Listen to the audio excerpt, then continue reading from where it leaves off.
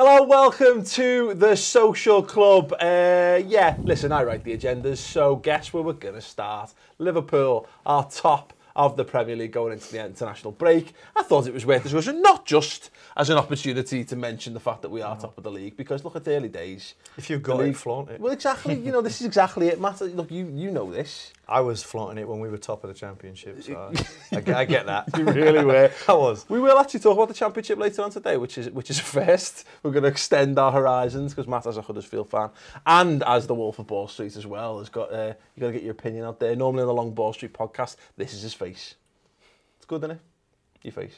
It's good. It's all right. Anyway, Dan, sorry, mate. We're filming the Long Ball Street this week, actually, so yeah, you'll be able to see more of it. Yeah, nice. We can do, absolutely. You see more of Flav's face. Everyone knows what Flav's face looks like, and his incredible dress sense. Anyway, Liverpool top, but there's a number of teams who are there or thereabouts. How do you think the Premier League's gone so far? Liverpool, Chelsea, the two teams that don't have European football this season. It does look like that's kind of affecting the positions in the table. Yeah, that's definitely helping them out, the lack of European football.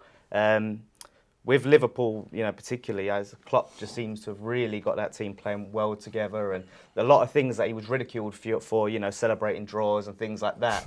You look at one sort of first sight, it's a bit embarrassing, but actually building that team spirit, I mean, he's really done well. So, but like I said, it's early days. So that Christmas period, that's going to be telling to see whether Liverpool's. I completely agree with that. It's interesting. We did a bit of a chat on our final word show about how we put the league table out, and we were kind of expecting you and Baz to bite a little bit over because you tend to. We don't.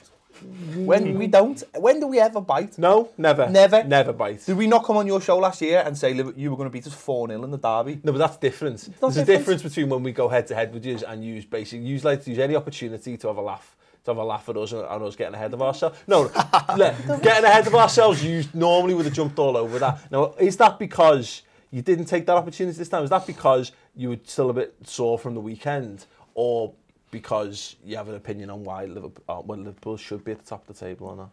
It's November. It doesn't matter. I've been here many times. I remember when Jason McAteer was the final link. I've got a long memory. I'm not dismissing Liverpool. It's just that nothing gets won in November. No. You're top of the league. You're doing very, very well. I did say Liverpool going to finish second this season. Yeah. I also said whoever wins the league would not win a European competition because I don't believe anymore you can compete for both of them. Yeah. So Liverpool are doing very well. I've got no issues. So yeah, move on. Pet. What do you want me to say? No, but you're right. It's November. No, this the point I'm trying to make is not. It's not shown up because which is the thing again. It's not shown up. No, it's definitely not shown up. But exactly. But this is the thing. I think Chris put a tweet out about like how he needs to clarify that. Just to clarify. We haven't won it here just yet. Just in case you're not aware of how football works. But the point is, I saw Chris getting some stick on Twitter last night for posting the fact that we were talking about it. No, enjoy it. You've got to enjoy the little things in football, haven't you? The little things. Yeah. Michael Owen, didn't he declare? Didn't he have a little bit of a tweet about that? So Michael Owen did put out we're top of the league. The replies were great. The replies were next level. Twitter can be very humbling, can't it? I'm surprised this tweet didn't start with tweet something like. Yeah, exactly. How do I use this Twitter stuff? Oh, right. That's it. Yeah, great. Well, he did. Those who haven't seen it, Michael Owen basically put out we're top of the league and then just received serial abuse from the fans of every single club he's played at. He wasn't wrong, though. He wasn't wrong. No, well, no. He is technically a Liverpool ambassador as well, which is the most embarrassing part of it all, to be perfectly honest. What do you reckon, Matt? You know, I know you're Championship focused. That's right. Expressly, but are you surprised to see Liverpool starting the league as well as they have done? I don't know. So obviously Huddersfield have got a manager called David Wagner who's from the same production line as Klopp essentially. Yeah, but they were like best pals. I think Wagner was best man at his wedding. Yeah. He managed the B team to Klopp's A team, and you can see that there's a lot of similarities. He also loves the celebration with the players and that kind of thing. And we're playing our best ever football. And it's no surprise, like when I watch Liverpool, you see them doing things that we're probably trying to do, but not quite doing. And I've not watched every game, but from what I have seen of Liverpool, the combinations of movement are kind of almost breathtaking at times. And I think that obviously, you know, when you're playing against a poor side or a team that's intimidated, like a Hull, also like Watford at the weekend, that's just too much for them. And once you get into that flow, you can tell that these teams, they want the final whistle, let alone half-time, you know. I think the thing that's getting me is that Liverpool don't tend to do this at the start of seasons. You know, we tend to, the time we've been doing like a benchmarking thing, comparing us to the seasons when we've been half decent, and we tend to eke out draws and wins and just keep things ticking over, whereas some of the stuff we're playing out of this world. It's hard for me to fathom it. Would you have had some? Sorry, go on. Sorry, just to say, it's been a long time, I think, since Anfield was viewed as a place where you were scared to go. Yeah. And I mean, not the surrounding areas, which is still horrendous. Yeah. I wouldn't go there after dark if I wasn't going there for the football. You know, I wouldn't go in the light. but you can see that. Funny, I have seen you so many times. It's full of tourists walking around. They just walk into the road. You know what I mean? You didn't want it, it's your fault. But you can that's 10 points. You can see that returning, basically. You can see, you know, if you keep doing that, I think a lot of teams will be coming to Anfield scared. Yeah. What do you reckon? Yeah, I mean, I knew that Liverpool would do better than they did last season. I didn't think they'd be playing this well, but they made some really good signings like Mane, got a really good team. But what I want to ask you is, you know, do you think that Liverpool have the squad depth to withstand a few key injuries and not go to pieces? It's weirdly, I guess we'll have to see. I think we have, but you'd always, by and large, you'd always think you'd have until players are proven to be garbage. Yeah. You tend to think that, or I do anyway. I don't know whether you share the glass half full mentality, being from the other side of the tracks, as it were. Egbert. The other side of the tracks. But yeah, come from the most leafiest area in Liverpool. Exactly, the other side of West Allerton Station. Yeah. Anyway, but no, people they're asking on Match of the Day, who could you lose, or how would you cope if we lost like Coutinho or Firmino or Mane? I actually think we could stand to lose. Even like, you know, I wouldn't want to go a spell a game missing two of them, but I think we could just about handle it. It's the defence. We were discussing this in the office.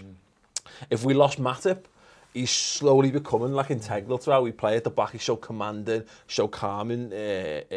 And you consider like Lovren's come on a lot, but then he still has moments like against Crystal Palace when he's under a little bit of pressure and he puts the ball 10 foot up in the air on the edge of his 18-yard box. And then, you know, Lucas had a good game yesterday playing centre-half, but he's not a centre-half. And then you've got Klavan, who's an experienced Estonian international, but he's only in a, you know, he's not a world beater. But the thing is winning becomes a habit. And when a team's playing well and winning and everyone starts to get confidence, you can start to have a player dropping out and picking up suspensions. It's when you kind of, you know, when things aren't going so well and you're actually doing very poorly and the confidence is low and you're missing your best player in a big game, I think that's when it's kind of felt more. So, you know, you look at the great Man United teams, when they were doing well, they'd be able to kind of lose quality defenders and bring in, like, what's that guy with the Irish defender? John O'Shea. Like John O'Shea, and people like that were kind of, that clearly weren't at it. Yeah. You know, Nicky, but people like that. But because the team was great, they could kind of get by and you could carry and, you know, miss the odd play. Yeah. Exactly, yeah.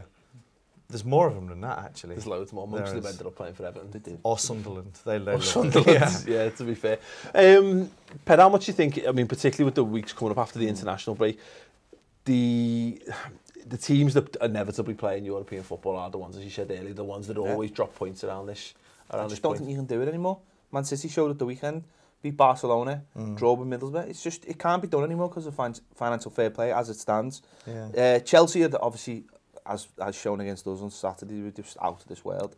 And that three at the back is just, I know we're going to talk about that later, but that has just clicked and Hazard looks on fire now. And I think they at the moment are the biggest danger because they just look very, very strong. And again, it's only November, but they obviously turned the corner after they played June and played Arsenal. He got his system that he wanted to play. David Luiz doesn't seem like the maddest buy ever now. And it all seems to be... And they're like you, Chelsea. They don't rely on a centre-forward. Yeah. And that's, for anyone else, that's worrying. Because we massively rely on a centre-forward. And I know a lot of teams just rely on that one player. Well, they do. Well, to be fair, they've got the league's top goal scorer at the moment. But I don't think they rely on Costa, though. I don't think they rely on him. He's brilliant because what he does is he just drags balls out the air and just when he's got his back to, he's got that back, but Hazard's playing well. Willian's not even back in the side yet. Yeah. So they look really, really good. But that's what I find really interesting about Liverpool is they don't rely on a centre forward. Yeah. And that's scary. That's the thing for me is that we've done this in the past where we've had a main man. It was Michael Owen, it was Robbie Fowler, it was Ian Rush, it was Fernando Torres, it was whatever. And the second they were out the team, we were like, oh my God, when are they coming back in? And that's why like the Sturridge situation's weird for us at the moment, and it's probably weird for him. He's expecting to come back in and be the main man. And like, he was trying so hard to score as well, wasn't he? He was literally every moment not going to pass at all. We were watching Match Today in bed last night. Me and my missus had it on like the tablet, and she doesn't give a shit. Like, but she had, it was there, so she had no choice but to watch it.